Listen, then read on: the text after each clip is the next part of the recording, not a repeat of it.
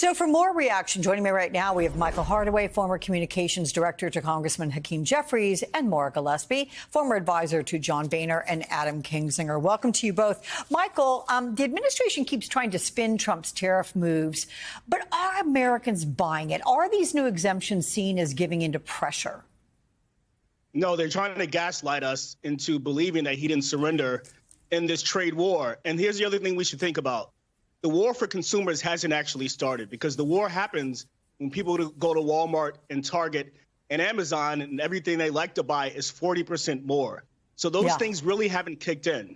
And so that's when it begins, and that's when the pressure rises on Republicans and Donald Trump to do something when the prices of average goods rise. And so from my perspective, as we look at what's happening here, 75% of the things we buy from Walmart come from China in some capacity. 70% of the things we buy from Amazon are sourced from China in some capacity. And so that means when those prices rise, people will angrily call their congressman and say, get Trump on the line and fix this. That's when the trade war starts. I'm curious, Maura, do you agree with what Michael's saying? Are Republicans going to feel the squeeze? They may come to midterms, but that's to be seen. I think right now the largest issue at hand is the fact that the White House really fumbled on the messaging aspect of this and the rollout. It was very chaotic, very back and forth. And one thing that the business world can't really tolerate is the inconsistencies, right? They have to plan for that. They have to plan for volatility and to, mitigate the risks that are likely to drive up costs, because they have to plan for if these tariffs do actually go into effect. And so I think that having some of these chaos agents in the White House, there's just too many cooks in the kitchen.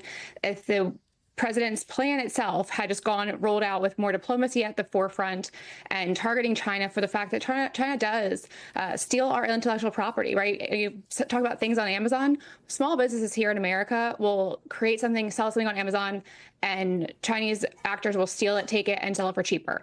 We need a way to push back on that. And so the idea about pushing back on China, about having fair trade policies around the world, having manufacturing brought home on certain products and things of that nature to make more Americans buy American-made products, those are all pretty sound objectives, right? But it was the rollout that I think was the biggest mistake.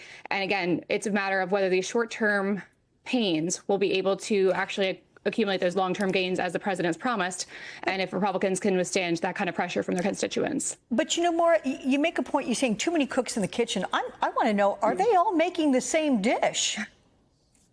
It doesn't seem like they are. I mean, you have Scott Bessent, who seems to be, I guess, the steady hand here, who's trying to say, whoa, let's pull this back a little bit. But then you have Peter Navarro and Stephen Miller going out on camera and espousing different things. So I do think as though there is a real concern of messaging, and the White House needs to get their ducks in a row, and they've been inconsistent, even from the White House press secretary 1 hour saying one thing and then the president says another. I do think that inconsistency isn't helping their efforts. And again, the idea around what they've tried to do is something that most Americans would agree that we need to do these things, but the way they went about it was, I think, very chaotic and potentially damaging to our relationships around the world. Yeah.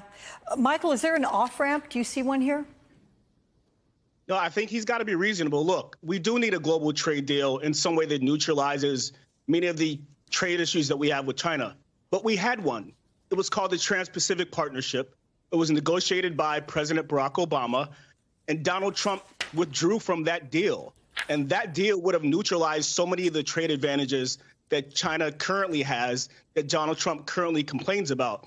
And so, look, the reality is that the multi-trillion-dollar conglomerates that gave millions of dollars to Donald Trump are exempt from many of the issues with this trade war.